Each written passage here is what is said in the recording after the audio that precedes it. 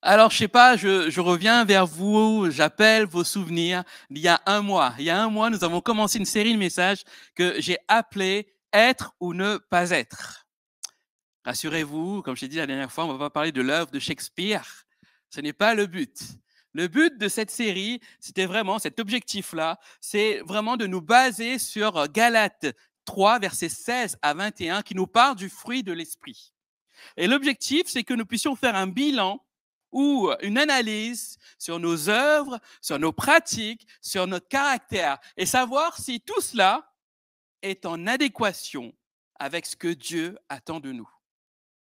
Quelquefois, nous disons, en venant à Christ, on se dit, le Seigneur va accepter mon caractère. Je suis quelqu'un de colérique, mais Dieu va accepter parce qu'il m'aime tel que je suis. Mais est-ce que réellement Dieu veut que nous soyons quelqu'un de colérique? Oh, moi, j'aime que mes enfants. Et Dieu le sait aussi. Mais est-ce que c'est ce que le Seigneur attend de nous? D'aimer seulement ceux qui sont à côté de nous. C'est ce que nous verrons, est ce que nous avons commencé à voir depuis la dernière fois. Et parce qu'il y a un défi, bien aimé. Le défi, c'est d'être et non de paraître. Comme Jésus le disait dans Matthieu 12, verset 33, c'est à son fruit que l'on reconnaît l'arbre. Est-ce que nous sommes des arbres qui portons de bons fruits et des fruits qui viennent de Dieu? Et nous avons vu la dernière fois le premier chapitre de cette série que j'avais intitulé « Je ne suis pas ce que je suis ». Ah, j'aime bien les jeux de mots. Je ne suis pas ce que je suis. C'est-à-dire, je ne suis pas forcément un disciple qui porte du fruit. Et nous avons vu que le fruit est basé sur la vie. Car quand on parle de fruit, c'est le fruit de l'esprit. L'esprit de Dieu, non pas l'esprit charnel. C'est pas le fruit de notre esprit dont on parle, dont la Bible parle dans Galates. C'est le fruit de l'esprit. Il est d'abord présent en Dieu et Dieu souhaite nous le communiquer.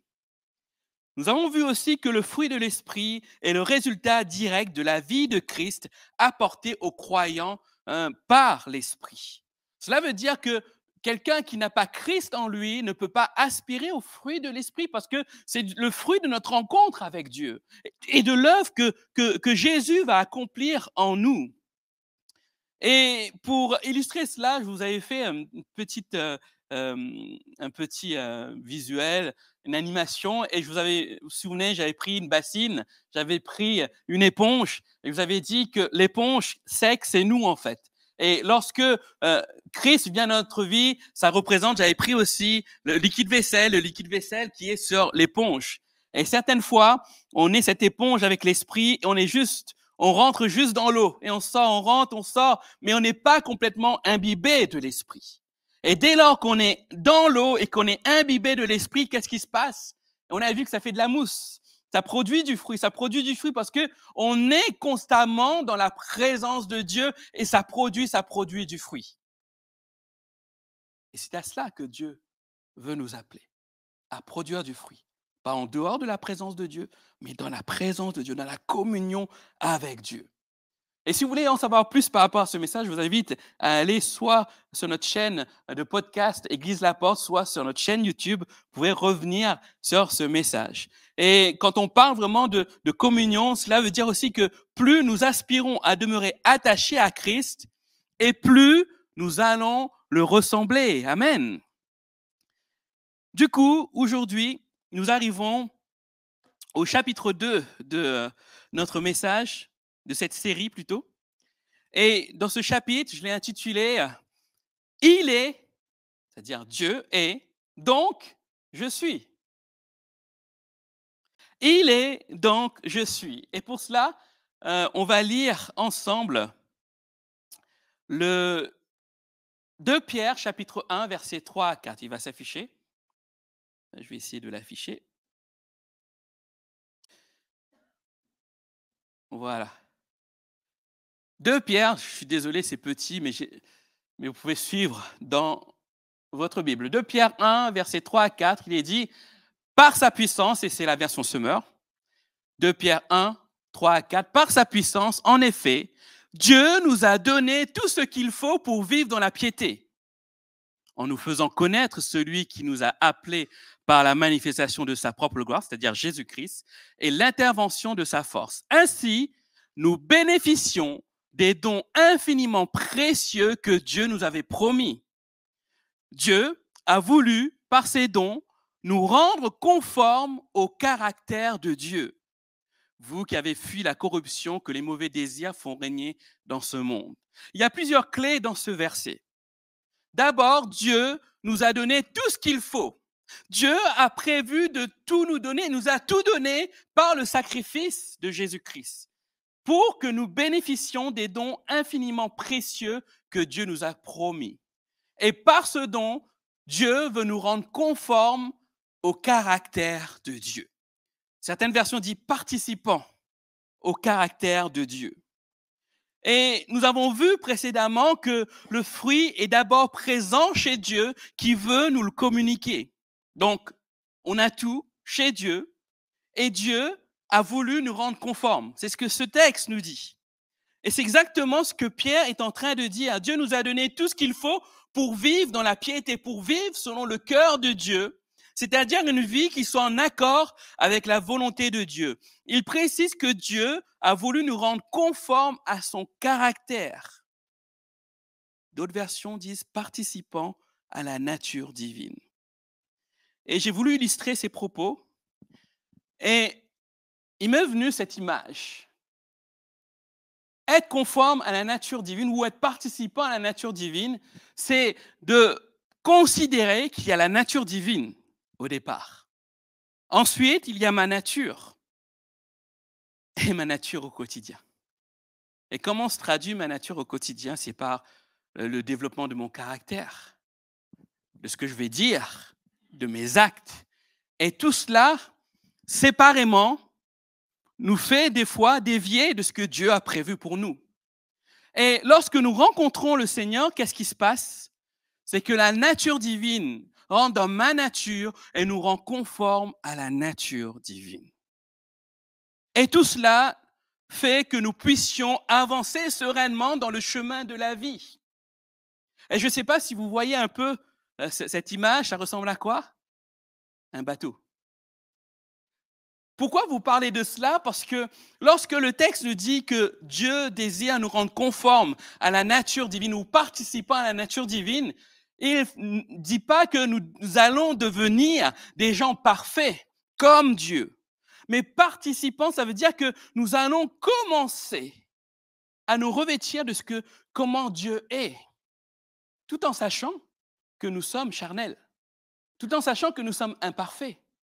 Mais pour nous, c'est cette espérance de dire que Dieu veut, alors que nous sommes sur cette terre, alors que nous ne sommes pas encore enlevés, alors que nous sommes encore vivants, Dieu désire que nous soyons participants à sa nature. Quelle grâce! Quelle grâce! Et quand je dis « il est », donc je suis, ça veut dire que Dieu nous appelle à vivre autre chose de ce que nous vivons actuellement, dans notre caractère, dans notre façon de penser.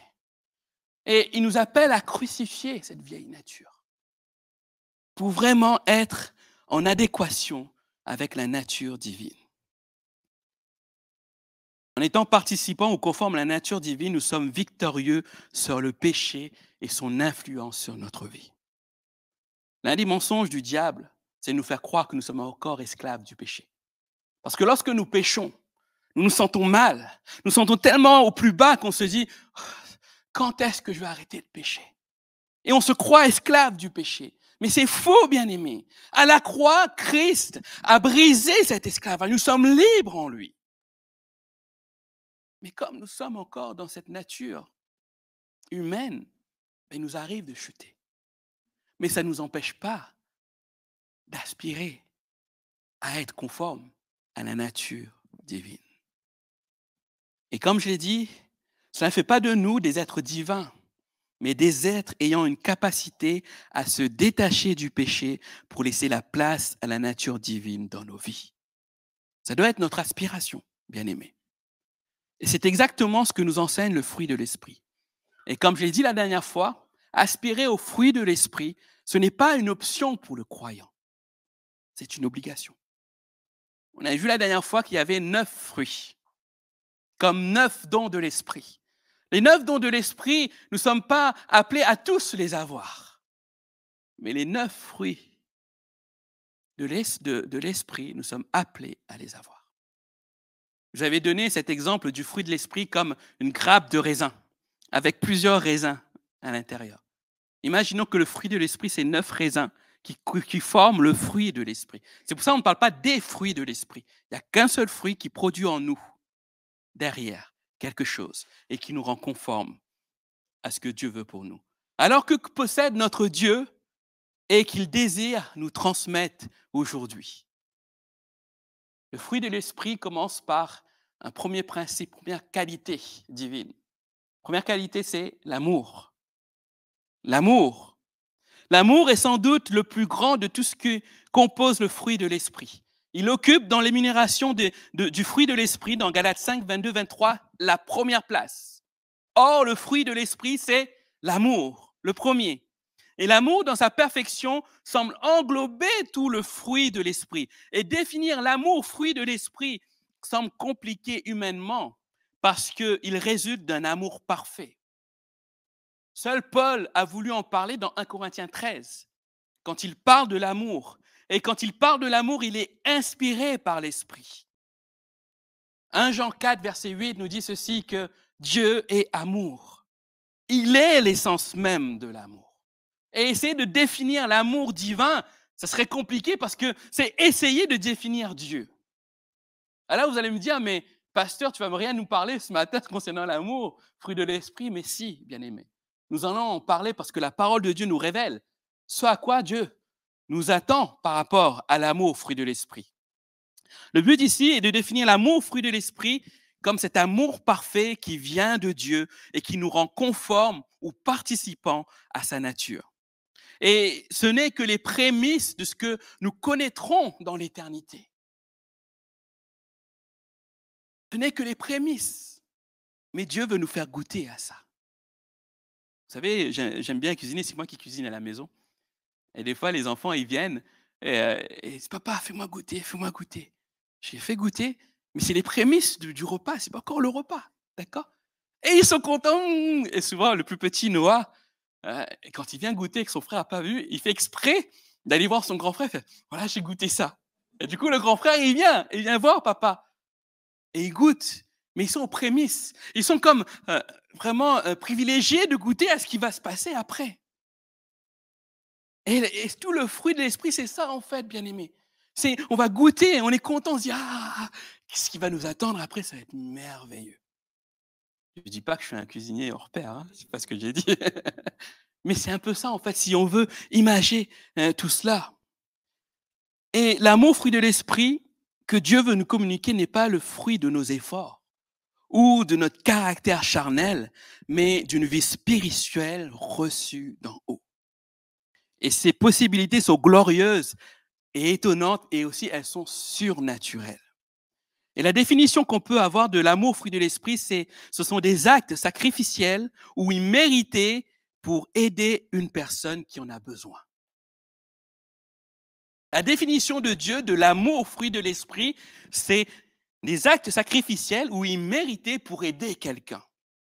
Ce sont des attributs divins à la base. Et lorsque Dieu se révéla à Moïse, lorsque il parlait des tables de la loi dans Exode 34, 6, il parla à Moïse, il se révèle comme ce Dieu riche en amour et en fidélité.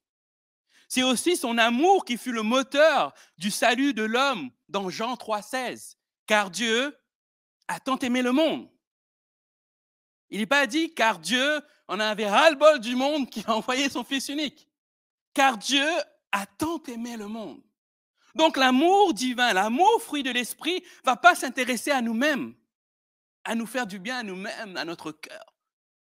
Mais l'amour fruit de l'esprit va s'intéresser à l'autre.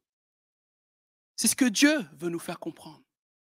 Alors que lui-même, alors qu'il est grand, il est parfait, il est le Dieu d'amour. Il s'est intéressé à nous, pauvres créatures. Nous aussi, nous sommes appelés à nous intéresser à l'autre, à l'aimer comme lui a aimé l'autre. Donc c'est un amour qui va vers l'autre. C'est un amour qui nous pousse même dans nos extrêmes. La Bible nous dit que c'est un amour qui nous pousse à aimer nos ennemis. Oh, compliqué, hein? C'est là qu'on voit que ce n'est pas le fruit de nos efforts charnels, parce que humainement, nous ne pouvons pas aimer nos ennemis. C'est impossible. Mais lorsque l'amour, fruit de l'esprit, est en nous, fruit de cette communion que nous avons avec Dieu, ben c'est quelque chose de surnaturel qui arrive. Et nous arrivons à aimer nos ennemis. Parce que l'être humain a tendance plutôt à aimer uniquement ce qui lui plaît, ce qui est à lui, ce qui lui est favorable. C'est un amour parfois égocentrique. Même si nous aimons nos enfants, on attend aussi quand même un retour d'amour de nos enfants. C'est un peu égocentrique, n'est-ce pas? Sans le reconnaître, parce qu'on veut quelque chose pour nous. Et l'amour, fruit de l'esprit, s'intéresse à l'autre. L'amour, fruit de l'esprit, dépasse tout cela et se focalise sur l'autre, ce qui nous pousse à aimer nos ennemis, comme Jésus l'enseigne dans Matthieu 5. Il dit ceci, versets 46 à 47, « Si vous aimez seulement ceux qui vous aiment, allez-vous prétendre à une récompense pour cela? Les collecteurs d'impôts eux-mêmes n'en font-ils pas autant? Si vous ne saluez que vos frères, ne faites-vous pas quelque chose d'extraordinaire? Les païens n'agissent-ils pas de même? » Ce n'est pas un amour aussi, j'aimerais vous rassurer, uniquement centré sur nos ennemis. Mais c'est un amour qui va se centrer sur l'autre, qui nous pousse à aller encore plus loin vers nos ennemis. Et ça, c'est qu'une grâce de Dieu. Et Jésus en est l'exemple à la croix, à Golgotha. Il dit, « Père, pardonne-leur, parce qu'ils ne savent pas ce qu'ils font. » Alors qu'ils souffraient, alors qu'il y a ces bourreaux qui sont là, il dit, « Père, pardonne-leur, parce qu'ils ne savent pas ce qu'ils font. » Alors vous allez me dire, mais c'est Jésus, c'est le Fils de Dieu, il est capable de faire ça. Mais nous avons un autre exemple, Étienne. Alors qu'ils étaient en train de lapider, savez-vous ce qu'Étienne a dit? « Seigneur, ne leur impute pas ce péché. » Waouh!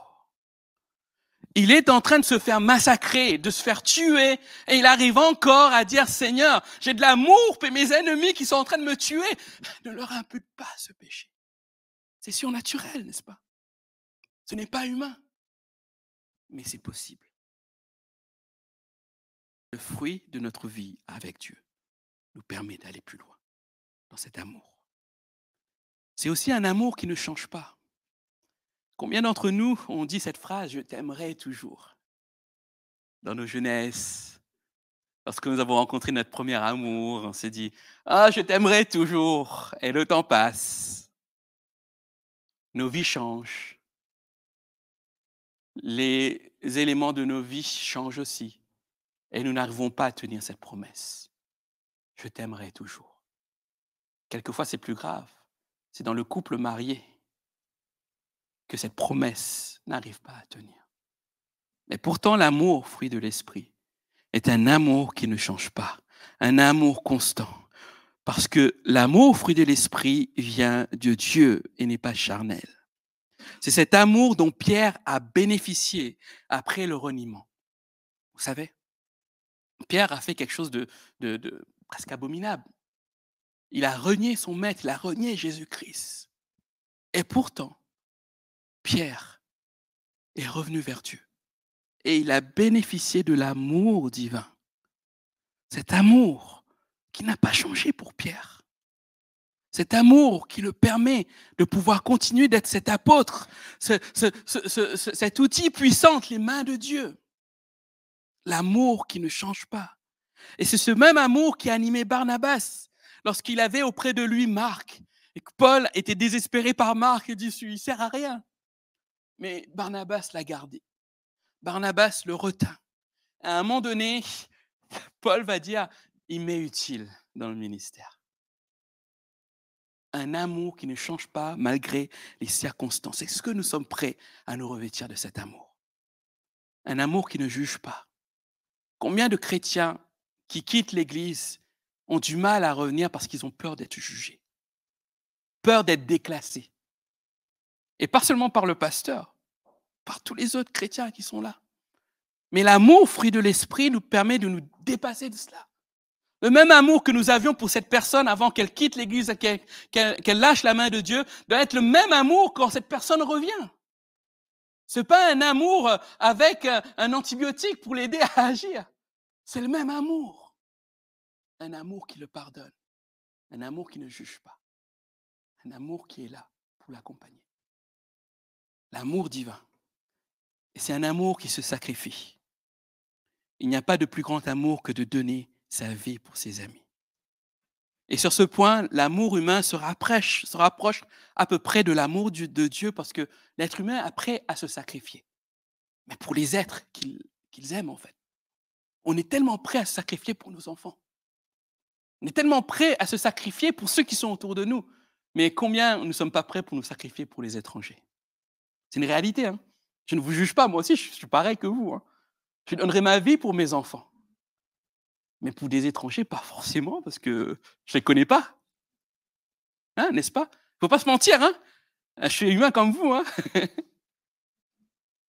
Mais l'amour, fruit de l'esprit que Dieu nous donne, nous permet de nous sacrifier pour l'autre. Même celui qu'on ne connaît pas. Et c'est cet amour qui a permis à Dieu d'envoyer son Fils unique. Pour nous tous qui sommes là. Qui n'étions pas là il y a 2000 ans de cela. Mais Christ nous voyait, Dieu nous voyait. C'est cet amour qui a permis que nous soyons là. Et l'amour, fruit de l'esprit, nous permet de rentrer dans un amour sacrificiel. Pas forcément de sacrifier pour nos vies. Pas forcément de perdre la vie pour quelqu'un. Mais sacrificiel, c'est aussi sortir de notre zone de confort. Sortir de ce que nous connaissons. Sortir de nos schémas de pensée pour se coller à ce que Dieu veut pour nous. Combien de personnes se contentent du peu et aiment bien son confort? Mais l'amour, fruit de l'esprit, nous invite à aller plus loin que ça. Pour Dieu, dans le but d'aider l'autre. Rappelez-vous, l'amour pour les autres, pas pour nous-mêmes. C'est l'amour, fruit de l'esprit. J'avance. Deuxième principe, c'est la joie. La joie. Et si nous devions donner une définition, c'est un bonheur intérieur qui ne dépend pas des circonstances extérieures. Une des caractéristiques du chrétien né de nouveau est sa capacité à démontrer sa joie au quotidien. C'est vrai, n'est-ce pas? C'est comme ça qu'on nous repère, entre guillemets, dans notre quotidien. Lorsque nous sommes nés de nouveau, réellement, les gens viennent nous voir en disant « mais tu es quelqu'un de différent ». Sans pour autant qu'on dise je suis chrétien ou je suis chrétien ici. Attention, je suis chrétien, je le fais un sourire. Mais notre vie même a changé. Que ce soit dans notre travail, dans notre quotidien, dans notre famille. Si notre famille nous connaissait avant, différemment, sans la joie, et quand tu nous vois après notre rencontre, nous disent mais il y a quelque chose de changé en toi. Et c'est ce qui nous caractérise, notre joie qui change, notre état d'esprit qui change. Et cette joie est reconnue. Et ce qu'on peut voir, c'est que tout le monde aspire à une joie. Et tout le monde, quand vous parlez aux gens, vous dites, mais est-ce que tu es joyeux? Vous dites oui ou non, ou j'aspire à cette joie. Alors ils cherchent cette joie dans pas mal d'occupations, dans des activités, dans des loisirs, dans tout ce qu'il faut. Des fois dans la famille. Certaines personnes fondent des familles pour essayer d'être heureux. Et ils aspirent à avoir de la joie par leurs enfants. Mais ce n'est pas les enfants qui apportent la joie. C'est nous, en tant qu'individus, comme nous la joie dans l'enfant qui va le permettre d'être joyeux derrière. Et on cherche naturellement ce profil de joie. Et tout le monde aspire à cela. Mais ce qu'on peut voir, c'est que cette joie que tout le monde recherche, c'est une joie naturelle, mais c'est une joie éphémère. Elle ne dure généralement qu'un temps. Alors la joie, fruit de l'esprit, est quelque chose qui nous permet de vivre la joie de manière durable, même éternelle. C'est une joie qui vient de Dieu. Ce n'est pas une joie parce que la France a gagné, ou a failli gagner la Coupe du Monde. Que ce soit de rugby ou de Coupe du Monde de football. Ce n'est pas cette joie-là. C'est une joie qui vient de Dieu. Proverbe 14, 13 nous dit ceci, « Le rire peut masquer la tristesse du cœur et la gaieté peut finir en chagrin. » Il nous parle vraiment de cette joie qui devient éphémère. Et la Bible nous révèle que la joie fait partie de la nature divine et que Dieu souhaite nous transmettre cette joie. Que ce n'est pas une joie naturelle, mais c'est une joie spirituelle, une joie surnaturelle. C'est la joie fruit de l'esprit. Alors comment elle se manifeste? Elle se manifeste d'abord le jour de notre de notre conversion. C'est la joie d'être sauvé. Et on l'a tous eu, cette joie-là. On est tellement heureux, comme un loup fardeau qui est parti. On s'est dit, waouh, je suis quelqu'un de nouveau. C'est une joie. La joie d'être sauvé. Et le geôlier de Philippe l'a ressenti dans Acte 16, 34. L'eunuque éthiopien aussi, dans Acte 8, 39, ont ressenti cette joie parce qu'ils se sont tournés vers Dieu. Ils ont reçu le pardon de leurs péchés. Ensuite, il y a l'autre joie qui se manifeste aussi dans le salut des autres. Lorsque les autres se tournent vers le Seigneur, on est en joie aussi. On est content. Aujourd'hui, comment ça se manifeste pour nous? C'est lorsqu'il y a des baptêmes. On est content parce qu'on voit des personnes qui ont fait cette expérience avec Dieu et qui s'engagent avec Dieu. Alors notre joie est parfaite. On se dit, Seigneur, waouh, merci pour ces cœurs qui sont tournés vers toi. C'est une joie aussi qui se tourne vers l'autre, non pas un besoin personnel. La joie, fruit de l'esprit, c'est une joie qui ne dépend pas des circonstances extérieures, mais qui dépend de Dieu, qui dépend de notre attachement à Dieu. Si nous sommes dépendants de Dieu, peu importe ce qui se passe autour de nous, ça ne nous atteindra pas. Ça n'atteindra pas notre joie, parce que notre joie vient de Dieu. Notre joie est manifestée en Dieu. Le Seigneur a promis aussi à ses disciples de leur donner sa propre joie. Dans Jean 15, 11, il dit, tout cela, je le dis, pour que la joie qui est la mienne vous remplisse aussi et qu'ainsi votre joie s'accomplète. Et dans Jean 17, 13, il dit, à présent, je retourne auprès de toi et je dis tout simplement pendant que je suis encore dans le monde, pour qu'ils possèdent en eux cette joie qui est la mienne, une joie parfaite. Amen. Et cette joie est composée de 3 éléments essentiels. L'accomplissement de la volonté de notre Père, c'est-à-dire en obéissant à Dieu, en rejetant le péché. La recherche des brebis perdues, en étant témoin de Christ. La troisième chose, c'est la joie dans la sagesse et l'amour de notre Père. Cette joie que Dieu veut nous communiquer. Une joie liée à Dieu, indépendante des circonstances. Et je terminerai par le troisième élément, la paix. Rassurez-vous, je ne vais pas voir les 9 aujourd'hui, mais on va faire 3 par 3 par 3. Ça vous va? La paix. Définition de la paix, c'est l'harmonie dans toutes les relations. C'est une des composantes du fruit de l'esprit que nous aimerions voir dans notre monde actuellement, la paix. Ça a commencé en Ukraine, ça se poursuit en Israël et ça arrive même chez nous, en France. Et on voit qu'il y a cette paix qui manque dans le monde. Et Dieu nous dit que ça fait partie de son caractère. Non seulement ça fait partie de son caractère, mais il souhaite que nous soyons participants à cette nature dans la paix. Il souhaite que nous soyons revêtus de cette paix qui est la sienne. La paix, fruit de l'esprit, n'est pas le fruit de la volonté humaine, mais divine. Savez-vous, lorsque à la fin de la Seconde Guerre mondiale, lorsque l'ONU a été créée, la Société des Nations, c'était pour essayer de maintenir une paix. Les hommes se sont réunis pour se dire plus jamais la Seconde Guerre mondiale. Mais est-ce que la promesse a été tenue? Après la Seconde Guerre mondiale, il y a eu d'autres conflits derrière qui se sont ajoutés à notre génération. L'homme ne peut pas établir la paix. L'homme ne peut pas maintenir la paix, mais Dieu, lui, peut donner la paix. Et c'est une paix surnaturelle qui est le résultat d'une union parfaite avec le Père. Jésus disait à ses disciples dans Jean 14, 27, « Je pars, mais je vous laisse ma paix. C'est ma paix que je vous donne.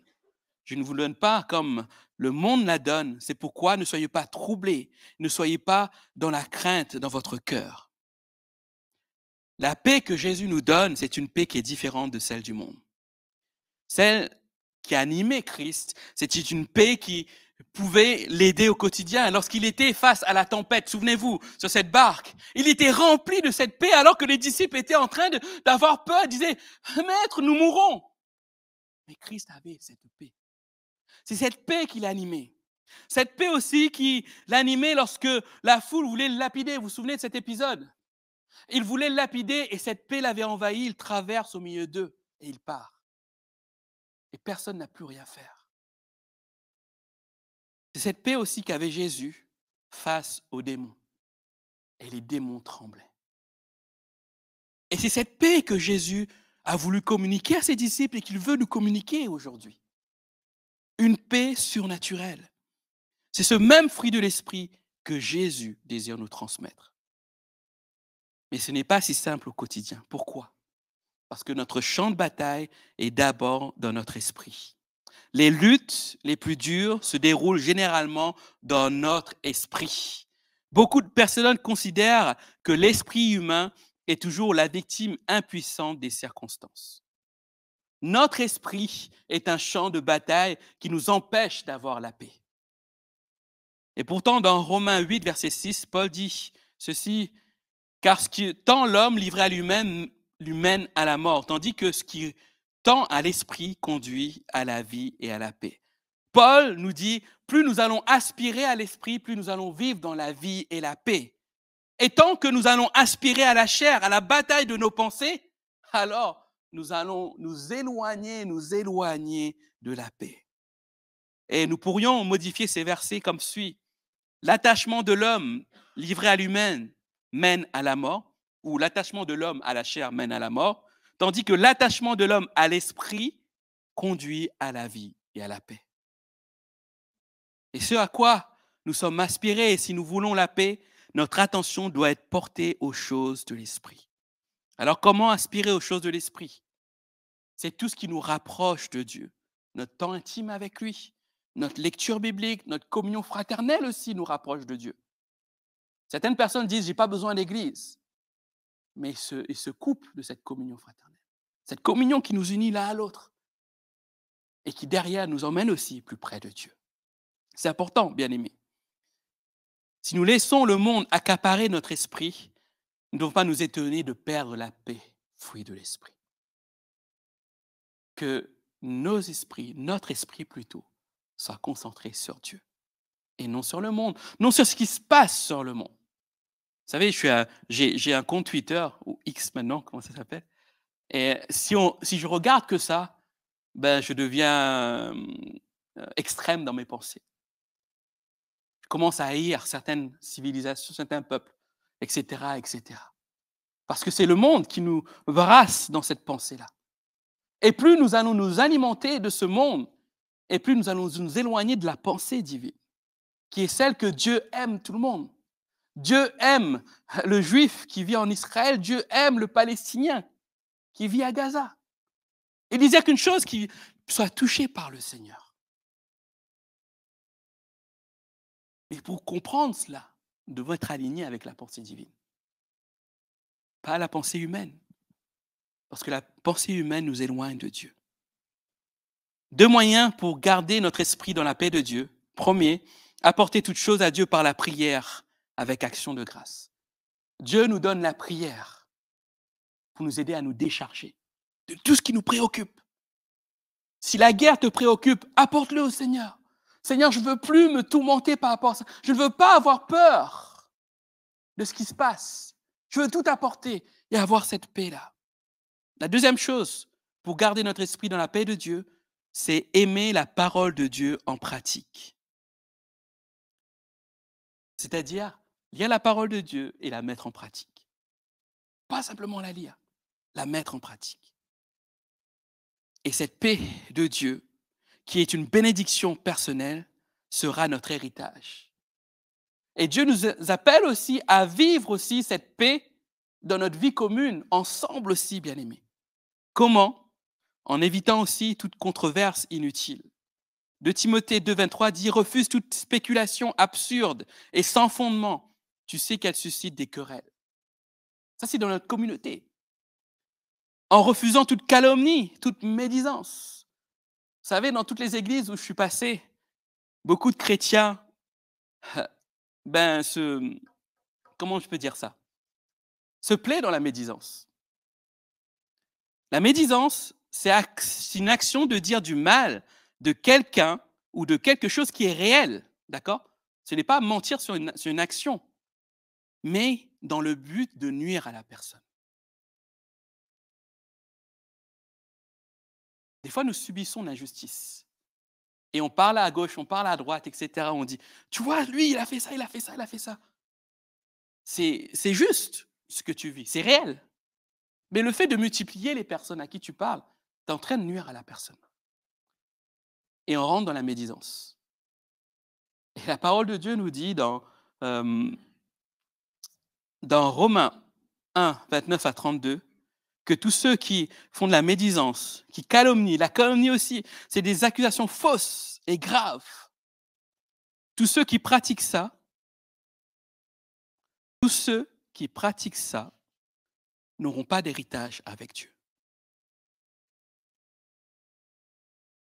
Bien-aimés, nous devons aspirer à la paix.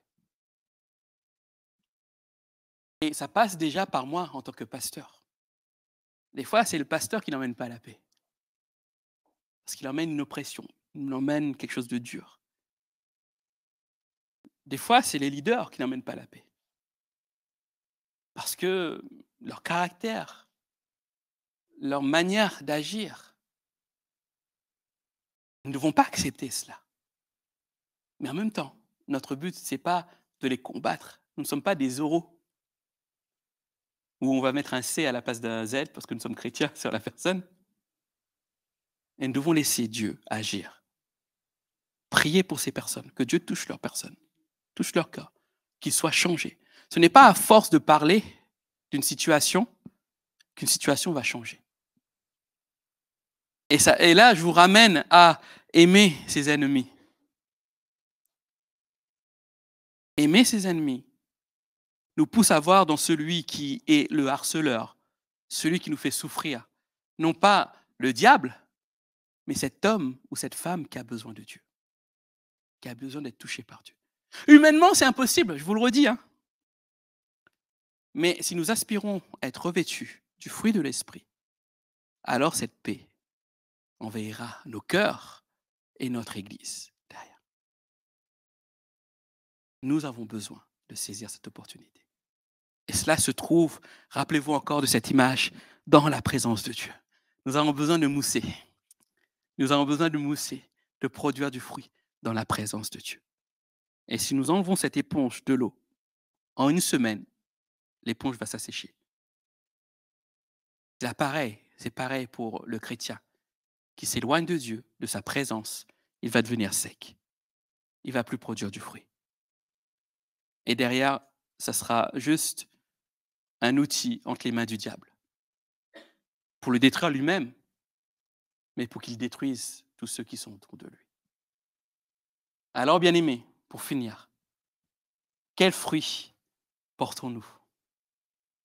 Est-ce qu'il est, donc je suis, ou il est, j'ai besoin d'être comme lui? Je pense, si on doit finir sur une note ce matin, c'est de dire, il est et j'ai besoin d'être comme lui.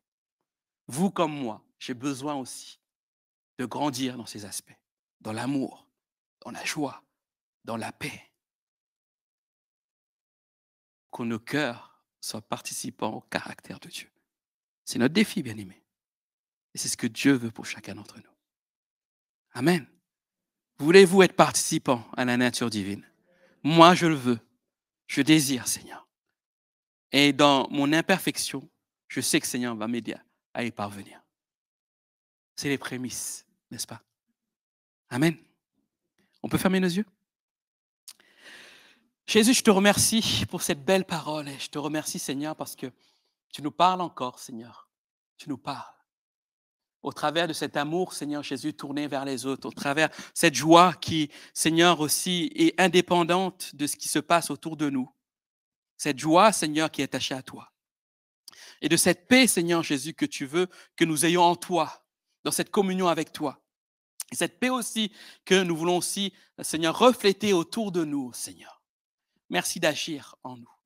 Parce que tu es de cette nature, Seigneur, je désire, Seigneur, aspirer à être comme toi, Seigneur. Alors, ma prière, Seigneur, est pour aussi chaque frère et sœur, chaque personne qui est là ce matin présente, afin que tu fasses cette œuvre, Seigneur, surnaturelle dans leur vie et qu'ils soient attachés à toi. Merci pour ton œuvre, Seigneur. À toi seul la gloire, Jésus. Amen.